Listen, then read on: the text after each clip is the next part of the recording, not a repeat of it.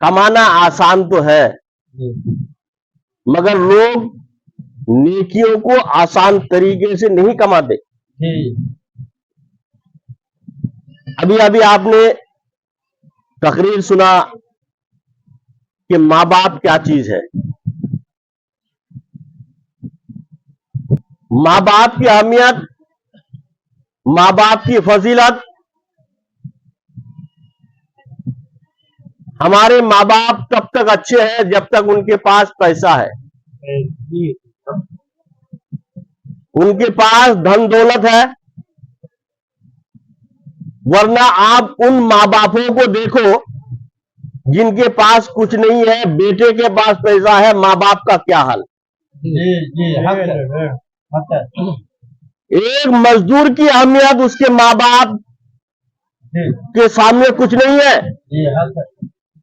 मजदूर को काम कराता है, उसको सुबह चाय भी पिलाता है, नाश्ता भी कराता है, दोपहर को खाना खिलाता है। महाजुद्दीन बोल दे, आज गोश्त दे, बात कम करती भाई, गोश्त देखा मुर्रबा रुपये दे। उस वक्त उस मजदूर की वो खिदमत पूरा करता है। मगर माँ बाप हमारे लाचार है, माँ बाप मजबूर है, वो कर भी नहीं पाता है, रह भी नहीं पाता है।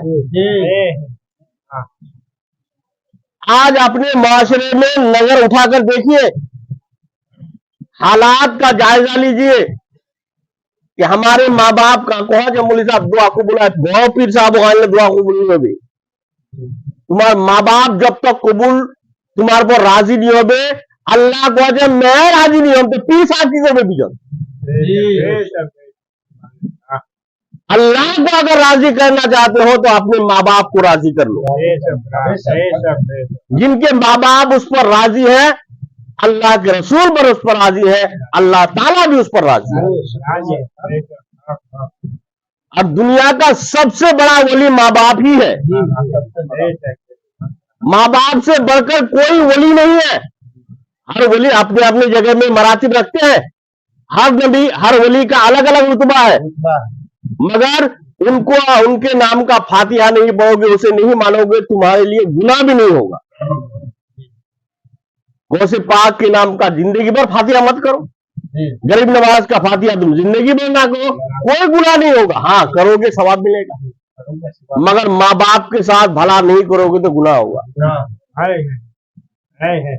इसलिए दोस्तों, तुम्हारे माँ बाप जैसे भी है वो तुम्हारे हैं, वो तुम्हारे लिए अनमोल रतन है, वो तुम्हारे लिए बेहतरीन चीज है। एक बार अगर दुनिया से चले जाए तो फिर ना पाओगे उसे, फिर उनकी दुआएं तुम्हें नहीं मिलेगी। माँ बाप की तो इतने सारे वाकयात है हमारे पास, हम अगर बयान करें तो कई घंटे लगेंगे। माँ की और बाप की दुआओं का असर बहुत ज्यादा लगता है। माँ बाप, हजरत मूसा इतने बड़े नबी,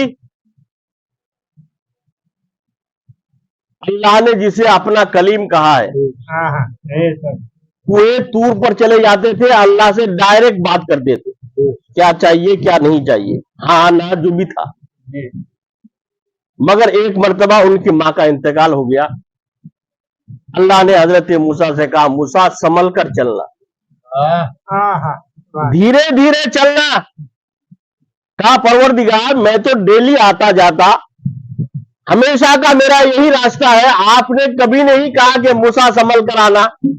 कहा इससे पहले तुम्हें कहने की जरूरत नहीं पड़ी थी, तुम जब घर से निकलते थे तुम्हारी माँ तुम्हारी सलामती के लिए हाथ उठाया करती थी, तुम सलामत रहो, तुम्हारी माँ दुआ किया करती थी। अब तुम्हारी माँ दुनिया में नहीं रही, अब तुम्हारे पीछे हाथ उठाने वाला कोई नहीं है, इसलिए अब खुद संभल के चलना है। दोस्तों, हम तो माँ बाप को खिलौना समझते हैं।